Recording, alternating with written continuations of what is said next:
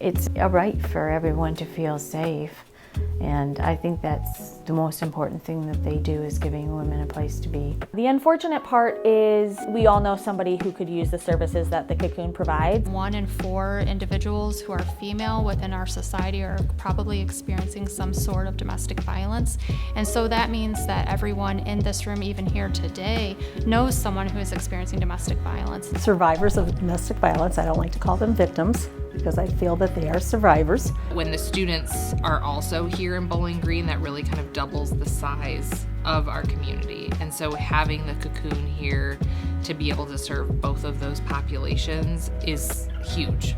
I see the numbers of the survivors that we serve. As a board member, I get a regular report, and you can see that there's an overwhelming need in our community for people who are trying to escape problematic situations. It's hard things to talk about with the Cocoon. I mean, these aren't easy discussions, but I think they're necessary discussions.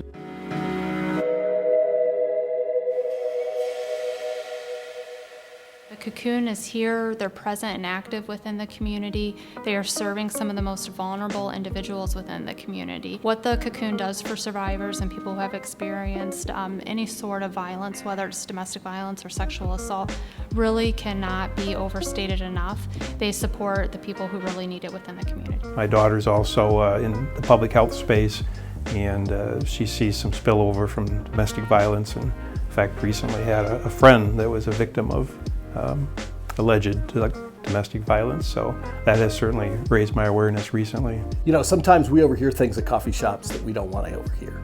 Sometimes we see tears or we see faces that we know things are going on that we try not to get involved, and we certainly try not to eavesdrop, but sometimes we overhear, and sometimes people ask us because we're a safe space to do that. So the Cocoon is one of those referrals that we can give people and say, you know, why don't you just give them a call? The way you house the 24 individuals and how you try to make it so much like a home to them. The shelter was simply one small part of what was going on. And what I feel most important about is to make them feel independent and give them the tools that they need. We've worked on a couple of different programs, economic empowerment, trying to get them to start saving money, child care program that we were trying to work on, because to be independent, you do have to have a job and be able to work. And now we're trying to start on a transportation fund. The Cocoon really helping our students that are survivors of domestic or sexual violence find that path forward to deal with those issues and come out on that other side is just so critical, especially for a community like Bowling Green State University. Someone who's in need of an attorney for domestic violence is in need of something right now. You don't have time to wait until you call the lawyer. So then the advocate will help them start that process in the court, but also put in a referral to Legal Aid of Western Ohio. They'll get connected with us, and then we will represent that survivor in the court system, and then the advocate will be there right alongside with us, providing supportive services throughout that process. I taught special ed for 30 years, and I saw the harmful effects of domestic violence on families and children that are afraid to go home at night. And you know, you can't learn when you are afraid. The program or service that's most important to me personally would be the work that the Cocoon does here at BGSU. We have an advocate from the Cocoon who works on campus 20 hours a week, but they also help the staff and faculty to make sure that our staff are able to take care of themselves when they're working through that. I think one that's really special is the fact that survivors are able to bring their pets in shelter with them. So I was fascinated with that from the beginning. It really stands out in the shelter community.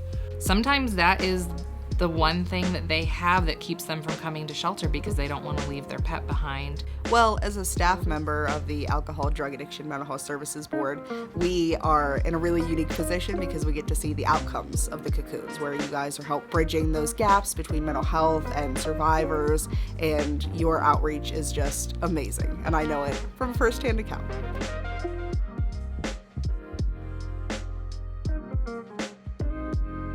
Well, I would say to look into what the Cocoon needs. Well, money's always useful. Sometimes there are in-kind contributions, and some folks have been volunteering helping with the grounds, for example. But the most important thing is to make sure that people are aware of it who need it. Cocoon supplies us with a list of things that it would like, and we post that to all the people who come to our St. Timothy's website.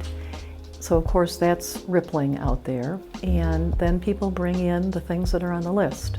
That makes its way back to the Cocoon. To provide smaller denomination gift cards for things like groceries, toiletries, daily odds and ends, fuel for their cars. Going to an event, stopping by campus and checking out one of the events we're co-hosting. My favorite is the holiday giving program.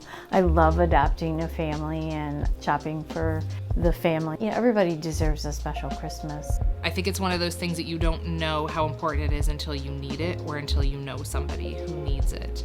And then it becomes such a lifeline and such a literal lifesaver. Even saying the name and talking to people so that our community knows that it's there. Having those hard conversations and raising a little bit of visibility and removing some of the shame and guilt that we have unnecessarily placed on these conversations. All of those are really important ways to sort of further the mission. As I've said to you and to others, I'm on a lot of boards, but the one dearest to my heart is the Cocoon, as it does so much good for women and also men, and the children who are there too, and now the doggies. The Adams Board and the Cocoon are working so hard to fight that stigma, to make sure people know that help is here, hope is here, and you guys are really willing to go the extra mile to make sure that those survivors live the best life that they can.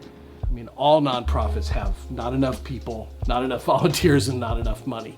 But in particular, this one can use the support. It's very easy for me to recommend the Cocoon.